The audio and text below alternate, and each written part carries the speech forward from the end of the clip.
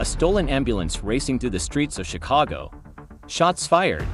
Dozens injured. And questions that no one seems to want to answer. Tonight, we're diving into the car chase that shocked a city, not just for its chaos, but for the real human cost.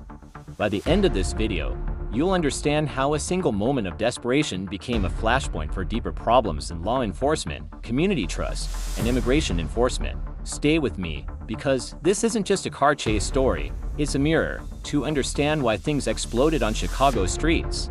You have to know what was already simmering beneath the surface. Operation Midway Blitz. This was a sweeping federal immigrant enforcement operation launched in 2025 targeting people in Chicago who were suspected of being in the U.S. without authorization.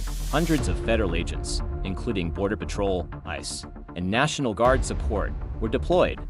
Tensions between local immigrant communities and the feds were already running high. Against that backdrop, one incident might have looked like just another chase, but it became something far bigger. On a Friday afternoon, just before 4 p.m., something surreal happened. A Cicero Fire Department ambulance was reported stolen from Loretto Hospital on Chicago's west side. According to police, there were paramedics inside. One of them jumped out a few blocks away. The ambulance, now driverless or taken over, careened through city streets.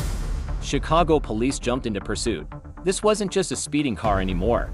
It was a vehicle usually associated with caregiving, now weaponized by whoever was behind the wheel. As the chase continued, the ambulance weaved dangerously, narrowly avoiding other vehicles. At one point, shots were fired by police.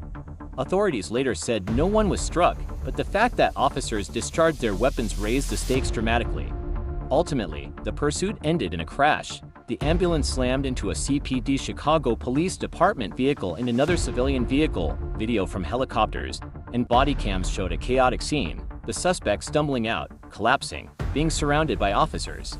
Meanwhile, the community reacted. Neighbors gathered, witnesses posted to social media. Shock, confusion, fear. On the surface, it looked like a simple carjacking gone wrong. But in the context of Operation Midway Blitz, many saw something deeper, a protest, a desperate act, or even a political statement. Just days earlier, Border Patrol agents had been involved in another chase on the city's south side.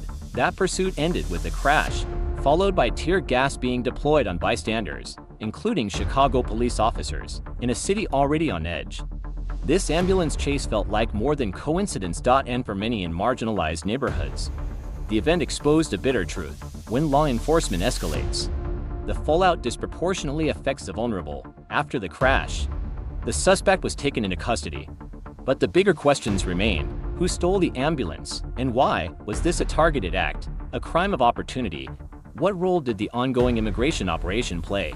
Community leaders and civil rights activists demanded answers. There were calls for transparency, for body cam footage, for an explanation of why federal and local agencies appeared so entangled. Meanwhile, Chicago's relationship with federal agents became even more strained. Critics accused Operation Midway Blitz of turning neighborhoods into war zones.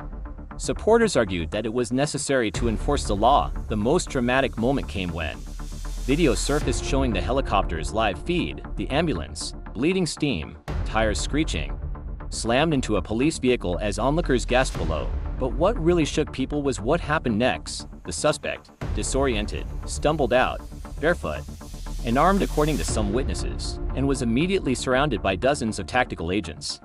At that moment, some bystanders say they heard someone shout. They didn't have to shoot. No one was killed that day. But many felt like lives were changed forever. And for what? The stolen ambulance chase may be over, but its meaning is far from settled.